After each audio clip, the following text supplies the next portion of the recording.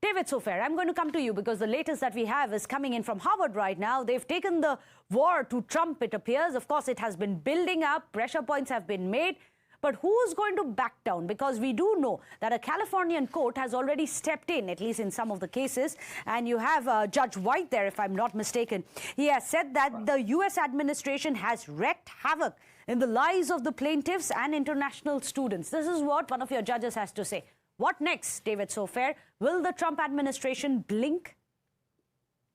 Well, at the end of the day, the ball is in Harvard's court, okay? Harvard has not complied with several very fair demands from the current administration that has to do with safety and security.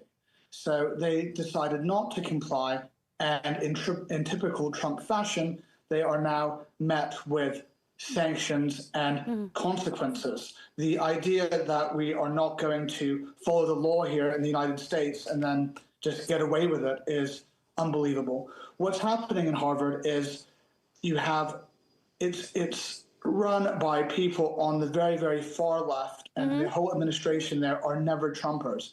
Now, what they have done is made it a very unsafe environment for certain students. They have openly racism and discrimination there through DEI, anti-Semitism, violent protest, which is against the law in every country, not just in the United States. And Absolutely. they have people in there who have come up on the red flags of the American immigration system. So it is Harvard's responsibility and due care to comply with the United States to get the information on these students who could be part of the Chinese Communist Party. They could be terrorists. Look, at the end of the day, remember 9/11? Those were students as well who were on those planes. So we take this But David Sofair, sorry to interrupt you, and you brought in the Communist Party. It's very interesting. Today you have China, which is preaching to America about freedom and liberties. Do you have China which is sensing in an opportunity and saying, come, study in China, perhaps? They are hoping that they can capitalize. In fact, China is now coming out preaching to United States about saving their liberties, their democracies. And in the latest statement, which is coming out from China's foreign ministry, they are saying that, don't worry, we will protect the rights of our students when it comes to United States, that United States is destroying its own core strengths. David Sofair. At the end of the day, this is a negotiation tactic. As far as Chinese comments go, I would not take them seriously. China actually has a lot of influence at Harvard, as they are big benefactors to the university and several other elite American Ivy League institutions. So again, this boils down to students being unsafe, and the body there who, let's keep in mind, they do get federal funding from the United States government.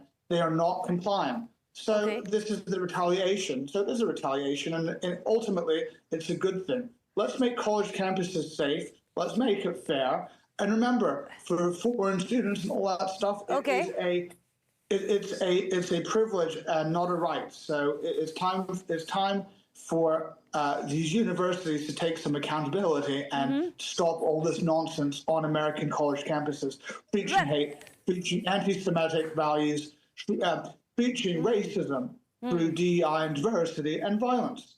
But I find that very interesting that you say that, because many have said that Harvard has been the crown of America all these decades. Have American colleges so far been unsafe? Is the question. But I'll just come back to you, David Sofair. Let me go across to Gaurava as well. Gaurava, it's very important for us to understand what next, because there are close to 700 Indian students who are sitting there wondering what will happen next. Yes, there are courts which have stepped in. Harvard has actually taken the fight, even sued the government. But there is a lot of uncertainty.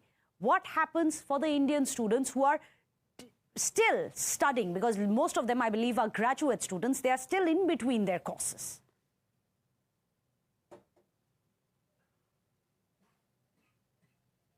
Gaurava, can you please unmute yourself?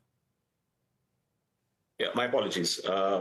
Firstly, even to the standards of Honorable President, this is firstly a very excessive step, number one. Not just the Indian student, I think you pointed out the the number example, I think the exact number stands at 6,793 students are international students which are in the current academic year on campus at Harvard, which is almost 30% of the entire population there. So I personally feel, and what little I have heard from fellow friends or students who are there or who are planning to be there for that matter, they are very, very uncertain as to how things will unfold going forward, number one. But at the same time, I believe that the entire matter could have been handled a little more deftly, I would say, considering these are students who have gone for a very specific purpose. And just because of few of them, maybe, and I'm not questioning everyone here, but I'm certainly putting questions to certain students, which I believe the Trump administrations find them to be the fall line. Not everyone should be given a blanket treatment the way it's being given right now. And I think that's a little excessive, and which is why I personally would see that if this can be handled a little more deftly for all the international students, not just Indian. I agree with you, but Gaurava, as David Sofair was saying, it doesn't mean he's about to do it. He in fact, very interesting words David had used. He said, this is a negotiation. We've seen these negotiations of President Trump when it comes to, for example, Zelensky. For example, you have the South African President, Cyril, as well. So these are negotiation tactics. He is, after all, a businessman at heart. Would you call this a negotiation with students? Gaurava. That's what I said, that even to his standards, this is excessive. Okay. Considering he holds very high standards when he take up things or matters in his hand, for that matter. And I think this should not be made an issue beyond the academia or should be politicized the way I think the Chinese thing is boiling up there. I think this should be handled by, I'm sure there are a lot of academicians in his administration who can really take this up with the Harvard. Obviously, this is not just happening with Harvard, by the way. I was reading. Absolutely. There are another 10 Ivy colleges, Columbia University being one of them. They obviously succumbed to the pressure they were put on. So I even think, Brown and so on and so forth. Most of them have succumbed to these strong-arm tactics, but when it comes to Howard, they have said all along, and they've said no all along, and today too, they've said Howard is not going to be Howard. But here's the problem, David Sofair. I'm so sorry, I'm running out of time. David Sofair, one quick last question. I can't let you go without asking you that.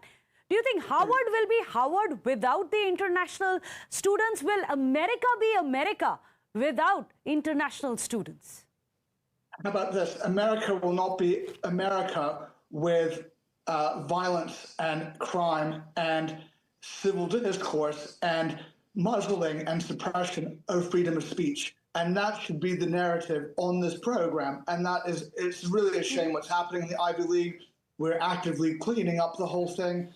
And it's a good thing. What Trump is doing will ultimately be a very, very good thing. And it will make the experience for foreign students a lot better than it is now. Because what's happening there is unacceptable, it's dangerous, and it's not fair. So this should have been this is a long time coming, and it should not be tolerated on any American college campus.